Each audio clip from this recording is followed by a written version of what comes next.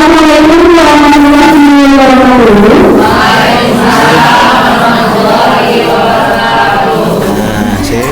Selamat siang semuanya. Masih semangat Bapak Ibu?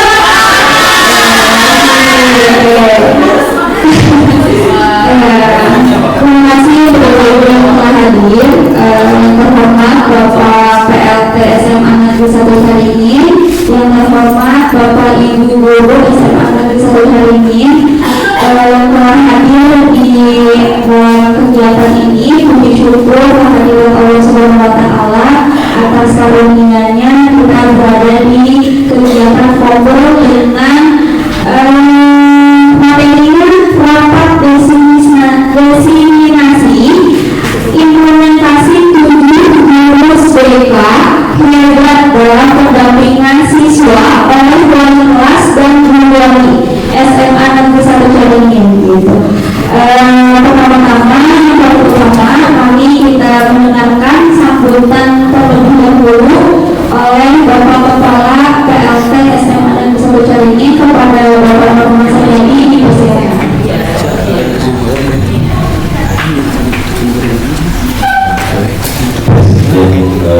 Assalamualaikum warahmatullahi wabarakatuh.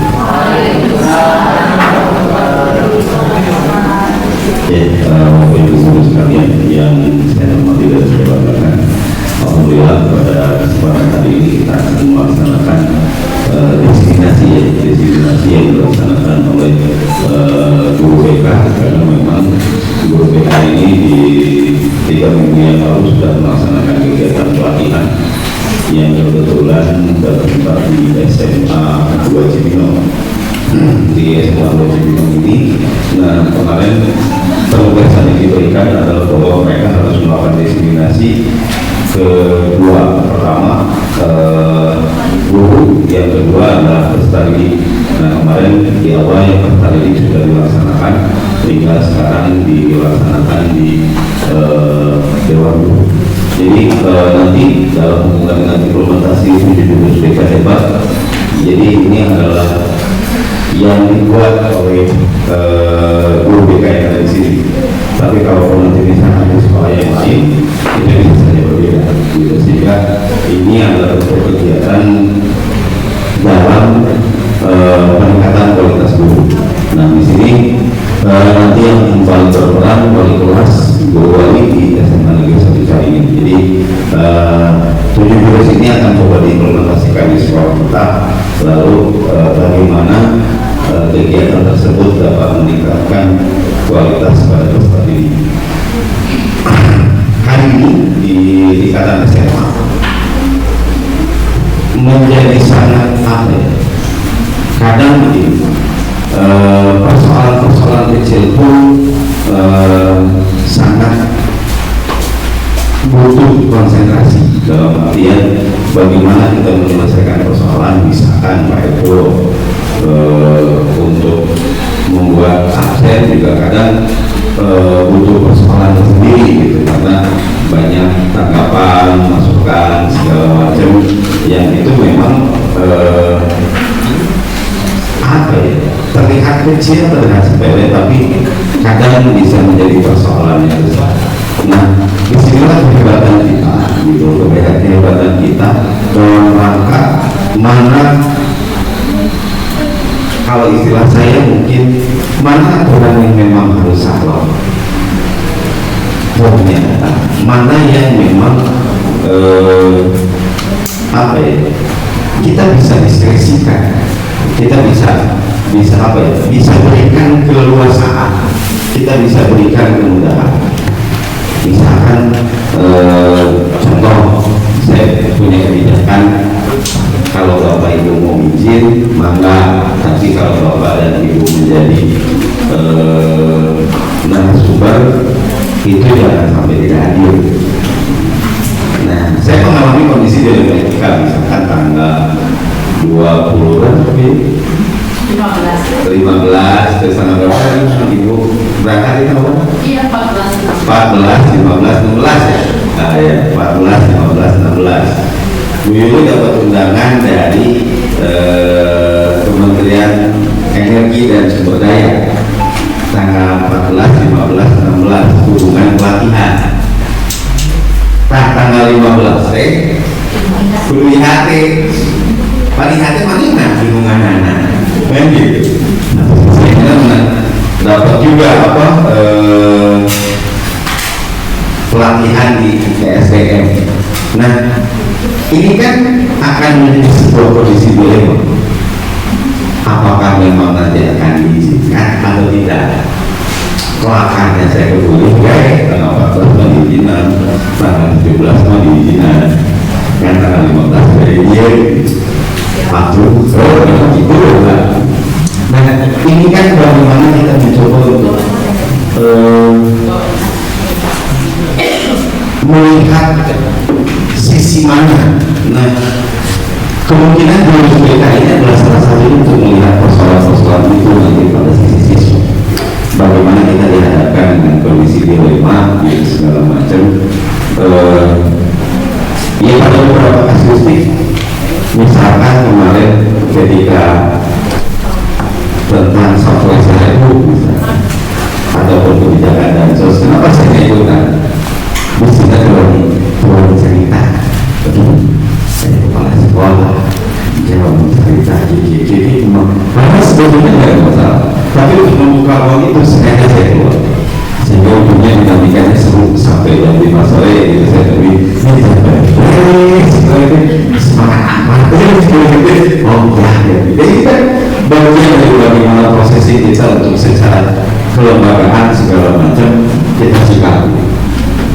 Mungkin pada saat itu misalkan kalau dipotong boleh jadi saya pastikan itu tidak boleh kalau pemotongan segala macam itu tidak boleh. Jadi kemungkinan nanti Pak Hadan dengan Pak Depol akan menyiapkan dua SOP. Saya minta di tanggal 14 gitu tim manajemen harus 13-14 tim manajemen harus mempersiapkan itu. Terus hari ini kemungkinan akan ada Google Form yang disebarkan oleh Bu Tia atau Pak Hadan untuk mendata dulu siswa yatim, siswa piatu, terus orang tua yang tidak mampu. Jadi kemarin walaupun kayak bisa diberikan tenang masing-masing baik. Memang boleh berkaitan kepadaan kepada.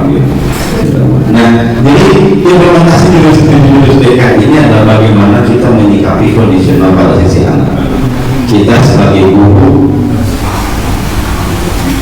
kecepatan seperti dalam sisi bahasa dan ribut kadang-kadang. Jadi makanya ini dicoba diberikan penguatan dan juga mungkin kondisi-kondisi baru yang memang nanti kita bisa terapkan dalam pembelajaran di sekolah kita ataupun bagaimana kita melakukan konseling dengan anak didik kita. Yang mungkin itu kemungkinan juga nanti tidak akan sampai selesai. Karena sebelum juga sudah mulai SKP tanggal 9 sampai tanggal 31 untuk tutup SKP teorinya cukup aja dulu. Jadi karena gimana mohon tidak terlambat ya, mohon tidak terlambat ya, jangan lupa diupload ya YouTube. Jadi sampai kemarin saya lupa terakhir saya lanjut sebetulnya pengumuman tanggal 8 soalnya jalan terakhir yang 6 gitu.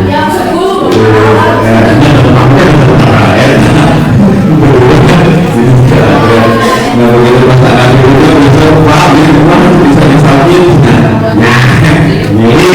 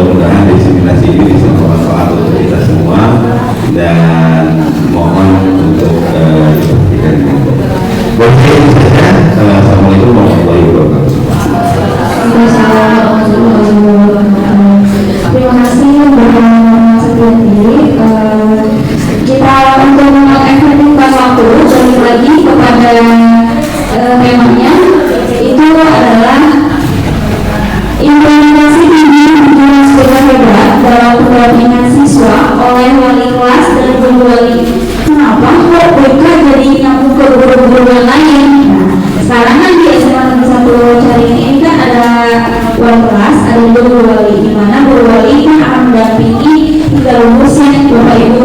Nah, kenapa gitu? Karena kalau misalnya guru BK-nya ini bisa mendampingi siswa-siswi Bapak Ibu, itu harus dengan komunikasi juga dengan wali kelas ataupun guru wali. Kalau misalnya tidak ada komunikasi yang baik ataupun laporan-laporan ke wali kelas, mungkin guru BK juga nggak tahu nih perkembangan kedepannya seperti apa. Nah, dari situ makanya, tapi saya nggak tahu misalnya ada wali kelas atau guru wali yang belum tahu gimana ya cara komunikasi yang baik, atau mungkin harus apa aja nih yang dilakukan nanti ke guru BK gitu untuk bisa si anak teh atau si siswa itu bisa menjadi lebih baik atau memiliki perubahan. Nah, kita balik lagi ada implementasi video guru BK yang hebat gitu. Untuk persingkat waktu itu saya langsung kasih ke moderatornya ke Bu Ati. Terima kasih. Baik, terima kasih Bu Bella. Assalamualaikum warahmatullahi wabarakatuh. Masih semangat Bapak Ibu? Oke, jadi hari ini kita akan belajar mengenai implementasi kunci lulus BK hebat. Waktu tanggal 22 September 2020 itu Bu Sri melaksanakan pelatihan fasilitator daerah program BK lulus BK hebat di SMA Negeri 2 Cibinong. Dan hari ini akan didesimulasikan dengan judul implementasi kunci lulus BK hebat dalam pendampingan siswa oleh wali kelas dan guru wali. Nah, supaya lebih semangat Bapak Ibu, mohon untuk berdiri dulu, boleh semuanya kalau kita semua.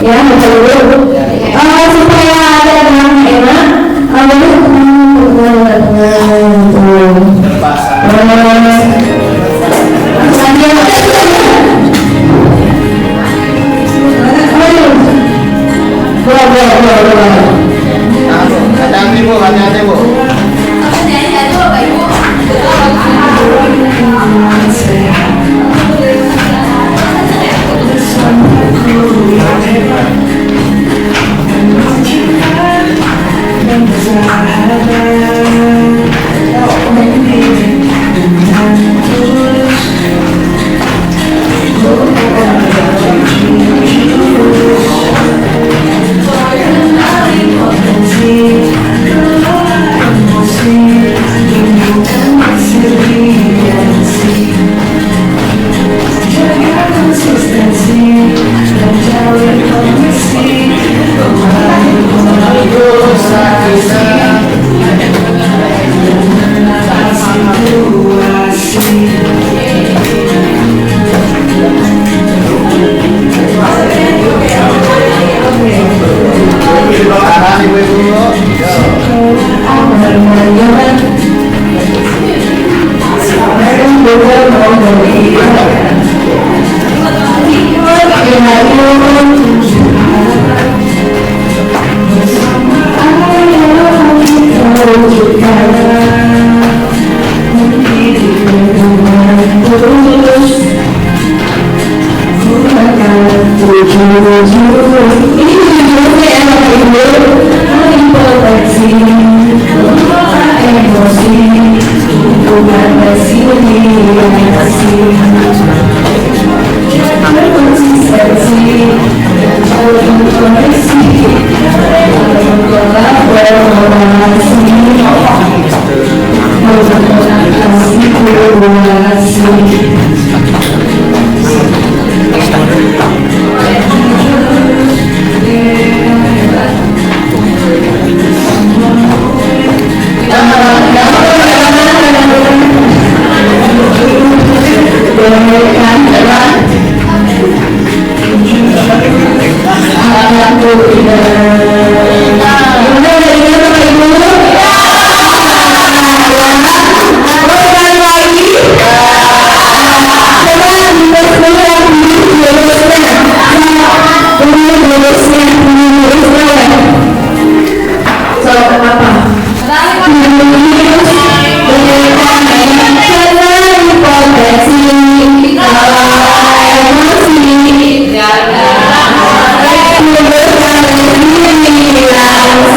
jaga konsistensi, dan jangan koreksi.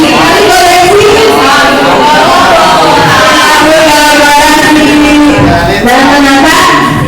Simulasi, simulasi juga. Ingat ya, dari semua tes. Oke, sekarang kita waktu. Sekarang ada materinya akan disampaikan oleh Bu Sisi. Sebelum itu saya akan panggil dulu. Boleh? Terima kasih. Siap cerah, semangat membara. Apakah bergabung percaya? Mari sambut pembicaraan kita bersumpah. Diri tidak berinspirasi dan manfaat.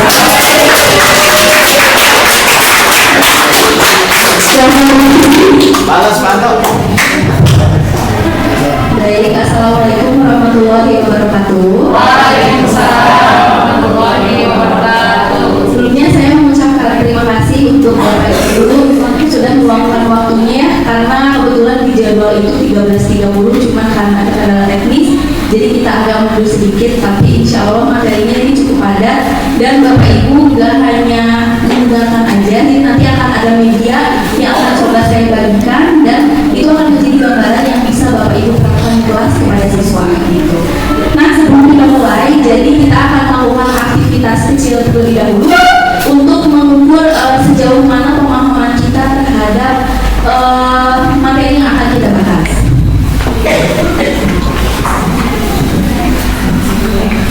Nah, sama seperti judulnya, kan judulnya tadi implementasi 7 jurus BK Hebat, yang berarti memang ada 7 jurus. Yang pertama ada kenali potensi, yang kedua kelola emosi, ketiga tumbuhkan resiliensi, keempat jaga konsistensi, kelima jalin koneksi, keenam bangun kolaborasi, dan yang terakhir menata situasi. Nah, seperti keterangannya, kalau yang warna biru ini akan berhubungan dengan aspek siswa, tapi ketika yang warna orange ini adalah bagaimana sistem memfasilitasi kita dalam menerapkan jurus BK Hebat ini. Cuma karena ini ada 7 dan kalau 7 yang dibahas ini butuh waktu 1 minggu, sama seperti kemarin saya perhatikan. Jadi kita akan membahas satu jurus terlebih dahulu yang memang relate di kondisi siswa kita. Nah, yang akan dibahas itu adalah jurus kedua yang berjudul kelola emosi. Kenapa memilih jurus kedua kelola emosi? Karena berdasarkan laporan BK dan juga mungkin selaku wali kelas dan guru wali sering menemukan permasalahan yang berkaitan dengan aspek sosial emosional siswa itu. Betul. Misalnya ada yang musuhan, biasanya soal gitu ya. Mungkin tentang berkonflik dengan teman sekolah juga lebih banyak. Nah, itu kenapa kita akan membahas jurus kedua kelola emosi. Nah, sebelum mulai, supaya kita lebih memahami apa itu emosi, jadi saya nanti akan membagikan satu orang satu kertas. Tapi karena sekolah kita sekolah adiwiyata, jadi saya memanfaatkan kertas-kertas saja. Jadi nanti saya akan membacakan sebuah cerita. Nanti kertas yang sudah dibagikan ke Bapak Ibu adalah sebagai media untuk mengekspresikan emosi Bapak Ibu. Jadi kalau misalnya ada cerita yang bikin kesel, boleh kertasnya diremet-remet aja. Tapi kalau misalnya nggak ada, kertasnya boleh diurus-urus aja. Bisa dipahami Bapak Ibu?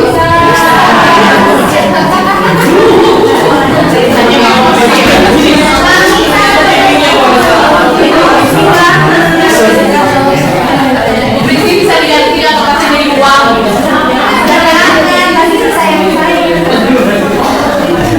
Lulus, Bu. Kalau kesel juga tetap diambil gitu. Mana saat gurunya?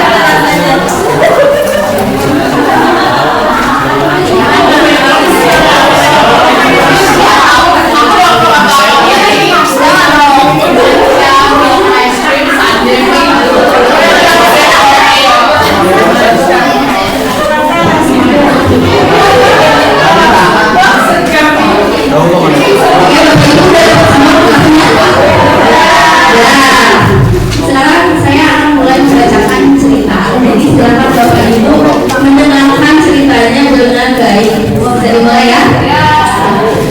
Oke. Pertama, pagi itu Bapak Ibu berangkat ke sekolah mengendarai sepeda motor. Ya, biar. Bahan ajar yang sudah disiapkan rapi digantungkan di motor.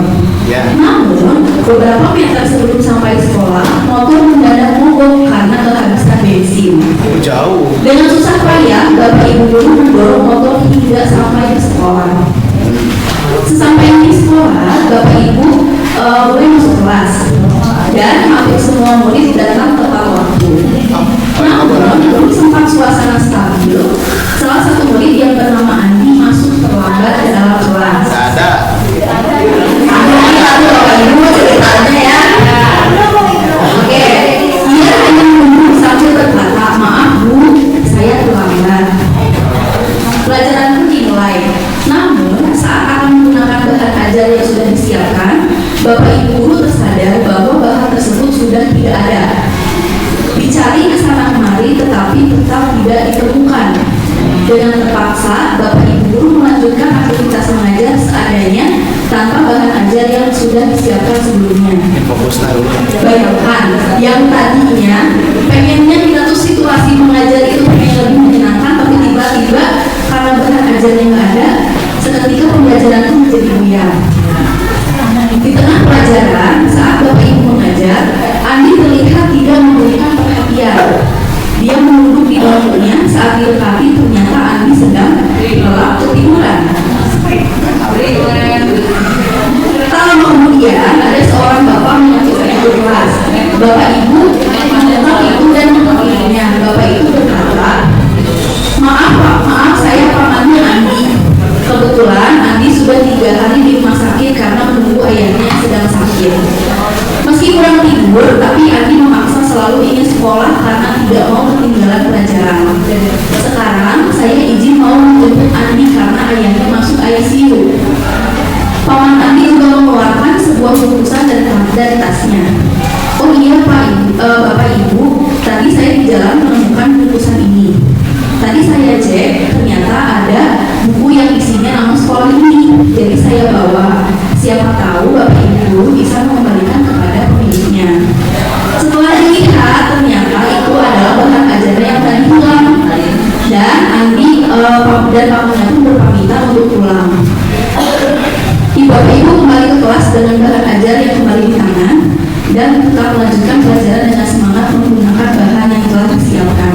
Pembelajaran pun berjalan dan dimulai dengan penuh kegembiraan. Selesai. Oke. Ada yang sempat merebut kertasnya? Ada. Ada yang tidak direbut kertasnya? Ada. Nah, oke. Tapi berarti sudah ada kertas ini ya? Saya mau bertanya nih. Yang kertasnya rebut banget siapa ya? Bisa. Bapak Mia, kayaknya Bapak Mia. Jadi bisa mulai. Oke, Pak Ami, saya mau bertanya, kenapa kondisi kertasnya lusuh seperti itu? Saya Bapak sama dari berangkat sekolah ngobrol motornya. Oh, sana. Bukan tadi. Iya, terus? Ya itu yang membuat hati saya sangat marah karena motor harus dipersiapkan dengan baik. Yang kedua, mendorong, bercapek, dorong masuk ke kelas, siswa sudah ada semuanya, saya terlambat. Di suasana seperti itu harusnya saya sudah siap untuk pembelajaran ternyata media medianya Yang bawah ya. itu yang membuat saya kesal. Itu alasannya apa ya? Ya, itu alasannya sih. Makasih ya Pak Ami ya. Sama-sama. Ada lagi yang kertasnya lusuh? Panto. Apa yang kertasnya mulus? Panto. Boleh deh. Yang mulus kertasnya siapa Pak Anto? Sudah biasa. Oke, Pak Anto. Saya mau nanya kenapa kertasnya masih mulus? Jadi untuk saya biasanya cenderung menunggu klarifikasi ya Bu, dari suatu kejadian gitu. Jadi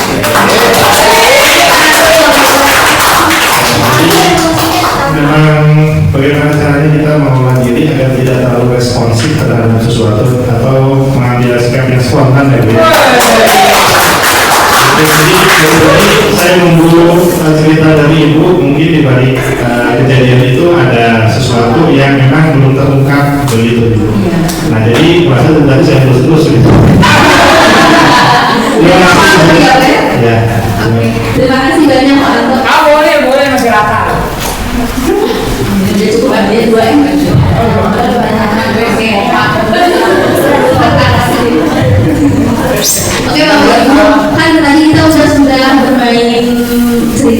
dan sudah tahu juga reaksinya seperti apa melalui media keras. Jadi memang sebenarnya media keras ini merupakan bagaimana respon kita dalam menghadapi suatu masalah. Biasanya mungkin kita semua pasti pernah ibaratnya keburu emosi duluan tanpa tahu ceritanya awalnya seperti apa gitu ya. Dan mungkin dalam menghadapi siswa juga biasanya kita hanya mendengarkan cerita dari satu perspektif saja, mungkin tanpa melihat cerita dari kedua pihak, atau biasanya tahunya dia suka terlambat tapi kita nggak tahu mungkin alasan dia kenapa terlambat atau mungkin jarang sekolah. Jadi kita kebanyakan menilai itu tidak secara kompleksnya seperti itu. Nah, tentu sebagai gambaran awalnya sekarang kita akan memulai secara konseptualisasi materi, tapi secara singkat saja. Oke. Nah, untuk mengelola emosi ini kan berhubungan dengan pembelajaran sosial emosional. Mungkin Bapak Ibu sudah menerapkannya dalam kelas? Ya. Sudah ya. Nah, pengenalan emosi dalam pembelajaran sosial emosional ini berkaitan dengan yang namanya self-awareness, self-management, responsible decision making, relationship skill, dan social awareness. Nah, untuk menyadari diri sendiri dalam pembelajaran sosial emosional ini akan membantu siswa untuk memahami emosinya. Jadi kita sebagai wali kelas dan guru wali kan kita adalah orang pertama yang akan mendengarkan siswa kita ketika memiliki masalah gitu ya. Atau mungkin di sini ada yang sebagai ibu juga, biasanya kan kita mendengar permasalahan anak itu harus seperti apa. Yang pertama adalah kita harus bisa mengajarkan bagaimana anak-anak kita itu mampu memahami emosi dirinya sendiri. Melalui apa? Misalnya contohnya saya bisa mengenali emosi bahwa saya ini saat ini sedang takut, sedang marah, sedang khawatir, atau mungkin yang lain sebagainya. Biasanya kita kenal dengan siswa atau dengan anak kita sendiri. Kalau kita punya masalah ditanya lagi marah gitu, kalau misalnya ditanya tuh, tapi kita nggak pernah tahu alasan sebenarnya siswa itu marah itu karena apa. Bisa jadi siswa marah karena mungkin dia sebenarnya malu, tapi karena dia khawatirnya orang tahu dan dia takut malu diketawain sama orang, jadi yang ditimbulkan itu perasaan marahnya aja. Mungkin kita sering melihat seperti itu. Lalu yang kedua adalah agar siswa kita mampu mengatur emosi, pemikiran, dan perilaku secara efektif pada situasi yang berbeda. Misalnya, saya tahu caranya untuk menenangkan diri saya saat marah, takut, dan khawatir. Ini nanti akan berhubungan dengan roda pilihan ketika kita sedang merasakan emosi. Lalu yang ketiga adalah bagaimana kita membuat pilihan yang tepat dan konstruktif dalam pada situasi tertentu. Misalnya saya memahami keputusan yang saya ambil dapat berdampak pada diri dan orang lain. Biasanya kita sering menemukan anak itu terlalu cepat mengambil keputusan. Kalau lagi marah, ya udah aku mau kayak gini aja, nanti aku bakal cerita sama orang-orang.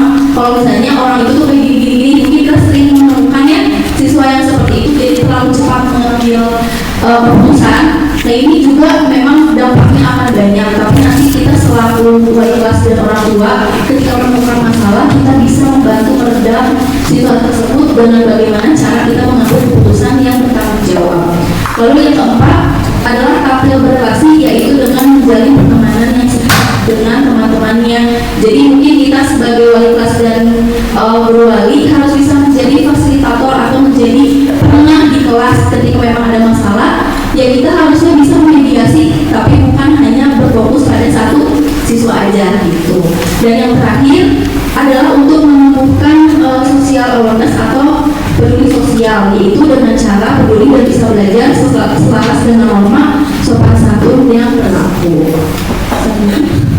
Ini ada elemen IMC, yaitu elemen-elemen emosi itu ada apa aja. Yang pertama ada critical inquiry, mindfulness, empati, dan juga compassion. Ini ada banyak ya. Selanjutnya, oke. Nah, selanjutnya adalah self-awareness dalam mengenali peta emosi. Mungkin Bapak Ibu udah pernah lihat roda emosi seperti ini? Udah ya? Mungkin sering ada juga di Instagram, kalau misalnya kita mau memahami anak, kita harus bisa mengenal dulu peta emosi ini itu ada di sebelah mana, misalnya happy, excited, anger, scared, atau angry dan sad. Jadi kita harus tahu kira-kira dalam menghadapi anak kita tuh emosinya ada di sebelah mana. Ini akan membantu guru wali kelas dan juga guru wali untuk bisa memetakan bagaimana cara menghadapi emosi terhadap siswa kita.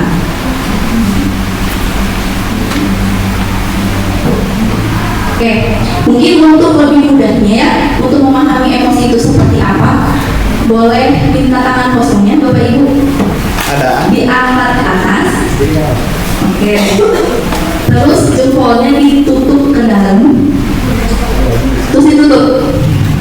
gampang ya Bapak Ibu? Dibuka, dimasukin jempolnya, terus ditutup jempolnya. Oke? Nah, dalam memahami emosi, keempat jari kita ini dinamakan sebagai pawang atau neokortex. Jadi, ibaratnya ketika kita emosi, empat jari kita ini adalah yang mengontrol emosi kita. Nah, selanjutnya, untuk jempol yang kecil ini dinamakan sebagai bunglon atau limbik, yang berarti dia adalah yang mengambil peran kendali. Jadi si jempol itu adalah keputusan terakhir Bapak Ibu akan marah atau enggak. Jadi ketika pawang empat jari kita ini tertutup, maka reaksi emosi tidak akan muncul. Tapi ketika misalnya kita memilih untuk emosi, maka si bunglon atau limbik ini akan ada.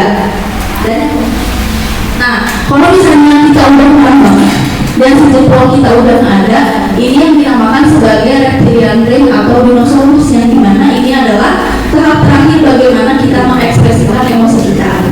Ya, jadi secara singkatnya empat jari ini adalah dalam otak kita adalah pengatur emosi kita ya Bapak Ibu.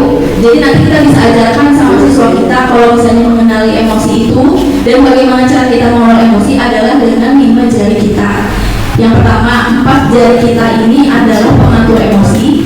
Yang jempolnya adalah sumber bagaimana kita menentukan apakah kita akan bereaksi atau tidak. Kalau misalnya udah marah banget, berarti ini sudah menjadi reptilian brain, yang dimana emosi kita sudah tidak bisa terkelola. Seperti itu. Mungkin mudah ya Bapak Ibu untuk memahami. Nah ini, mungkin Bapak Ibu pernah lihat di Instagram ada guru yang berantem sama muridnya. Ya, itu kan ibaratnya dinosaurus lawan dinosaurus, jadi sama-sama marah dilawan marah. Nah itu sebenarnya nggak boleh. Jadi kenapa kita harus bisa mengajarkan yang 4 jari kita ini ke siswa, supaya kita menyadari untuk mengatur emosi itu bisa melalui hal-hal kecil gitu. Oke, nah ini mungkin yang terakhir adalah bagaimana kita bisa memilih tindakan ketika kita sedang emosi. Biasanya kita menemukan atau kita sendiri melakukan ini ketika emosi, ya udah kita langsung melakukan respon tindakan yang spontan. Kalau misalnya kita marah, ya udah kita marah aja gitu, entah kita nanti bakal marah-marah ngomong-ngomong gitu secara verbal, atau mungkin kita lebih melakukan aktivitas fisik misalnya melempar atau segala macam. Tapi dengan kita memahami emosi dan kita mengajarkan emosi kita kepada siswa sebaiknya seperti apa, jadi sebelum kita melakukan tindakan emosi itu kita punya jeda. Jadi jedanya itu kita bisa berpikir kita akan melakukan tindakan apa nih ketika kita lagi emosi. Nah, ini jeda yang dimaksud yaitu dengan roda pilihan atau wheel of choice. Ini pilihannya ada banyak ya Bapak Ibu, nanti akan ada kertas yang saya bagikan.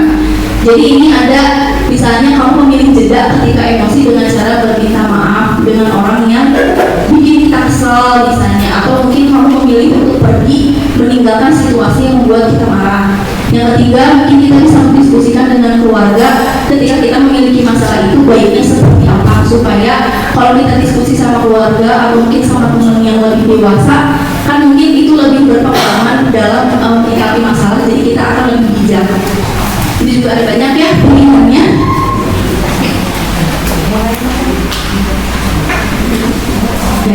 Oke, ini mungkin materi yang terakhir sampai dengan tidak. Nah setelah ini untuk mengaplikasikan konsep ini dengan baik, jadi saya akan membagikan kertas satu meja satu. Nanti Bapak Ibu bisa mengisi, dan media yang saya berikan ini adalah salah satu media yang bisa Bapak Ibu gunakan kepada siswa di dalam kelas. Jadi ini bisa ditempel.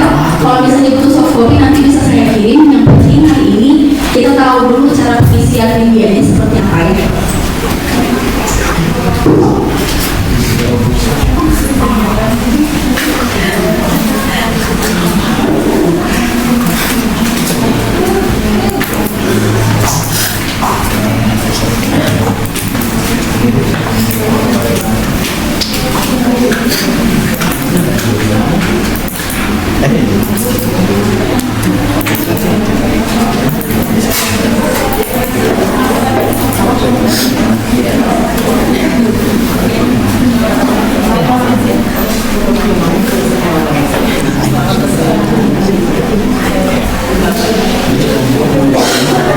Ini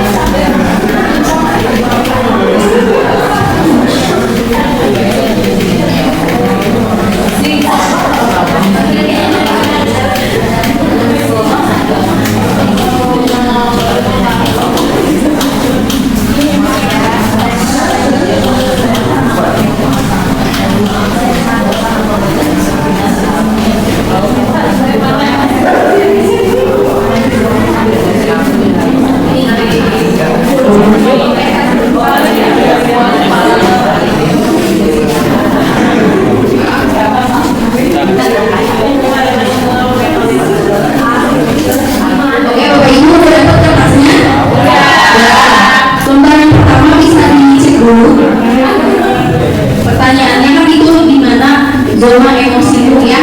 Ini bisa ditempel nanti sama bapak ibu di kelas. Jadi siswa bisa menemukan emosinya setiap hari itu seperti apa. Lalu yang kedua yang bisa bapak ibu isi papan cuaca emosi ada? Ada ya. Saya udah kasih sticky notes kecil. Bapak ibu boleh tulis di situ emosi apa aja yang sedang dirasakan sekarang. Langsung ditempel di kertasnya. Pulpen, bapak ibu. Tadi aja kasih gimana ya? Iya, jangan kita tetap sih kalau beresin banget gimana gitu. Nah, jadi biar nggak dari samping Dari sana dari depan. oh tadi dari depan tadi juga bu ya soalnya lewatnya pada di sini semua.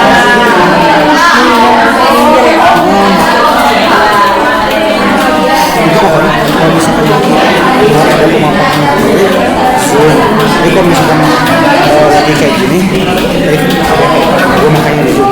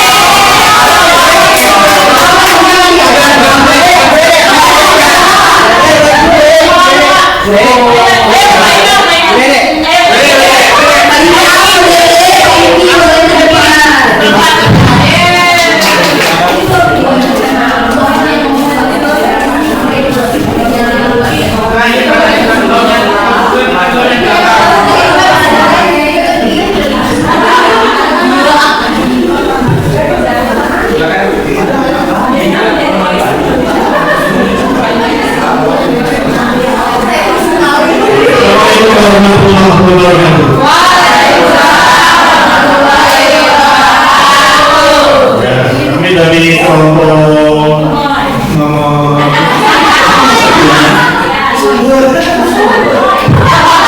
ini melaporkan jangan emosi jiwa kami khusus di hari ini.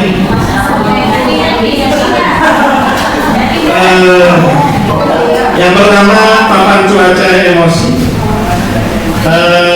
Untuk hari ini yang sedang bersyukur, bangga dan damai, kelompok kami diwakili oleh Pak Imam dan Bapak. Silakan alasannya. Bersyukur, bangga, damai. Setiap hari bersyukur.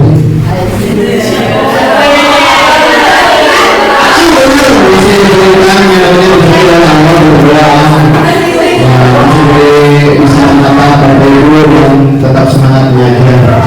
Ya, hebat. Nah, lalu berikutnya untuk tenang, netral atau biasa saja, itu ada saya dan ada dua diri.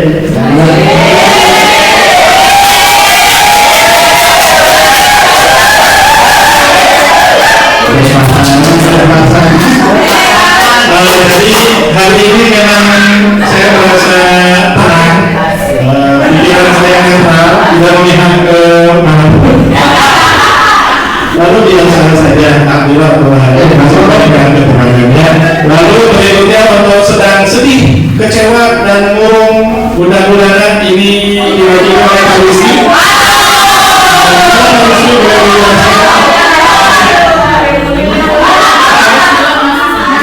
Sebelumnya kenapa saya memilih sedih karena kebetulan hari ini hari Jumat, teman saya pulang ke Cengkareng. Melewati zombie, makanya saya sedih. Nah, segitu aja. Terima kasih. Terima kasih Mbak Rizky.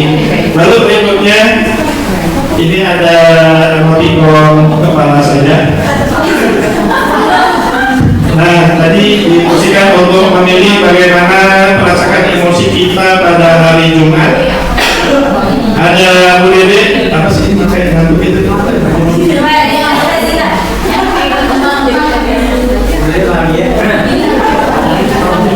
Oh iya, saudara Mas, silakan dijelaskan Bu.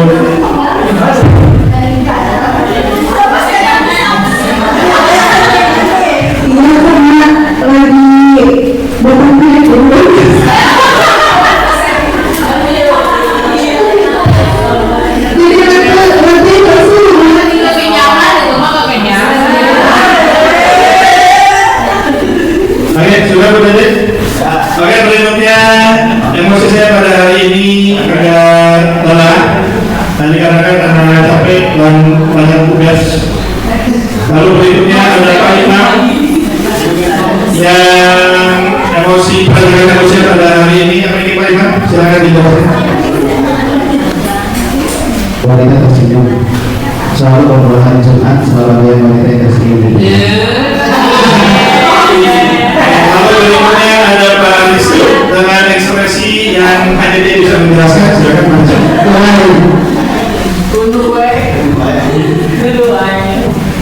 Nah, ini ekspresi ini adalah ekspresi ngantuk ya. Dan ini karena saya mendapat MBQ premium. Oke, terima kasih untuk tim semua, terima kasih juga kepada Bu Rizky. Berikut yang melaporkan emosi jiwa kami pada hari ini. Terima kasih.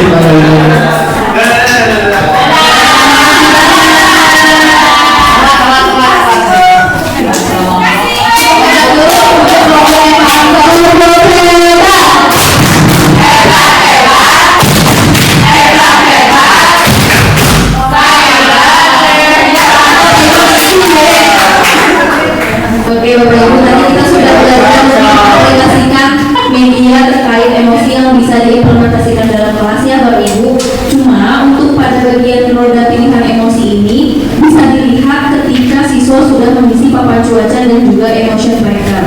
Nah, jadi Bapak Ibu, saya berharap bahwa dengan kegiatan implementasi hari ini, media ini bisa dipakai dalam kelas. Jadi Bapak Ibu sebagai wali kelas bisa memfasilitasi bagaimana kita mengenal emosi siswa kita seperti apa. Jadi ketika nanti kita akan ibaratnya mau mengenal siswa kita lebih baik, kita harus tahu dulu dia raport emosinya itu seperti apa dalam waktu 1 minggu.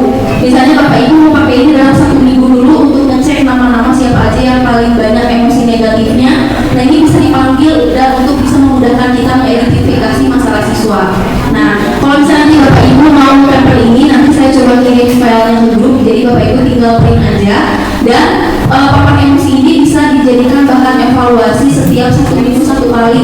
Jadi kalau misalnya nanti ada rapat bulanan dengan kurikulum lagi membahas dengan bagaimana karakter siswa kita di kelas, bisa menggunakan raport emosi yang sudah kita pakai sebelumnya.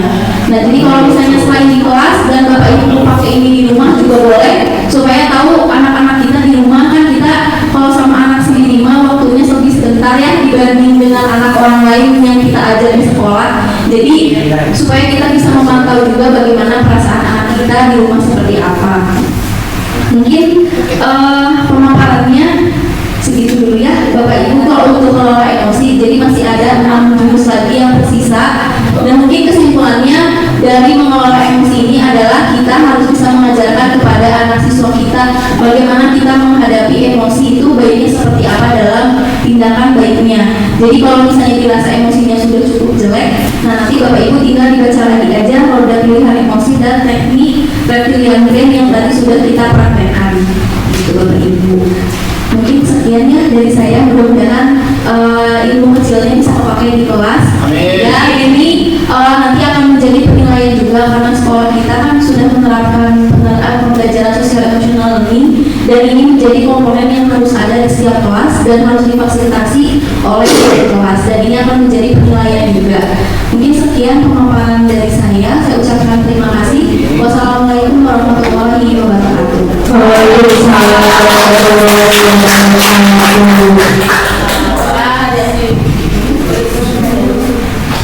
Baik Bapak Ibu, untuk sesi pemaparannya sudah selesai. Apakah ada tanggapan atau ada pertanyaan dari Bapak Ibu mengenai jurus pengelola emosi? Cukup? Cukup, benar. Oh ya, kalau gitu berarti kita ulangi 7 jurus dengan hebat. Ayo, benar nadanya.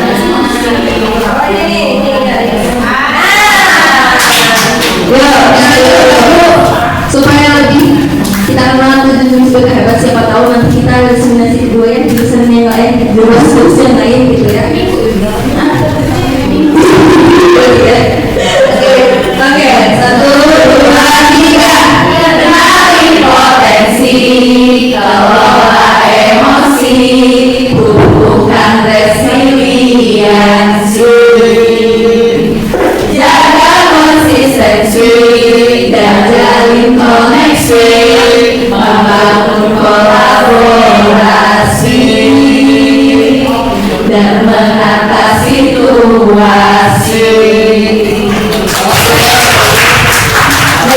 saya memberikan ini apa itu menjelaskan yang luar biasa.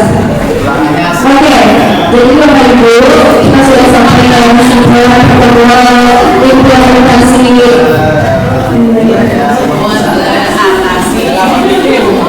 Nah, kita sudah sampai yang pertemuan implementasi menjelaskan dalam pendampingan siswa oleh kualitas dan guru wali.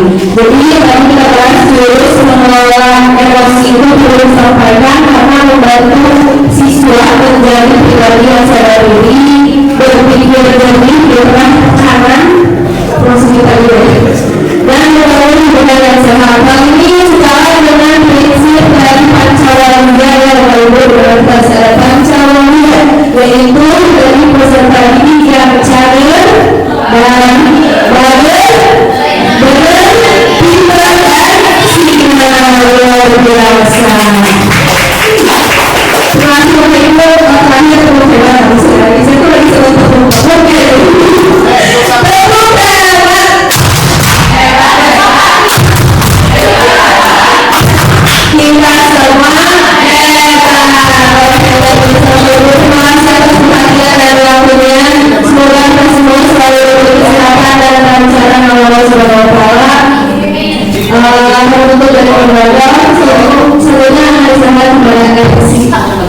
terima kasih untuk pemateri dan Bu Andin. Gimana materinya Bapak Ibu?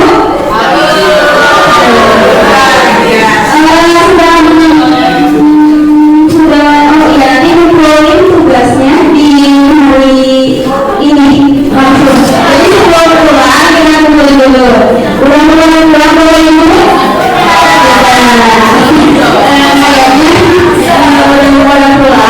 Tadi kita sudah melakukan implementasi jurus yang hebat, semoga bermanfaat ke depannya dan bisa membuat SMA Negeri 1 Caringin situasinya lebih berkembang dan juga lebih berkembang kembali.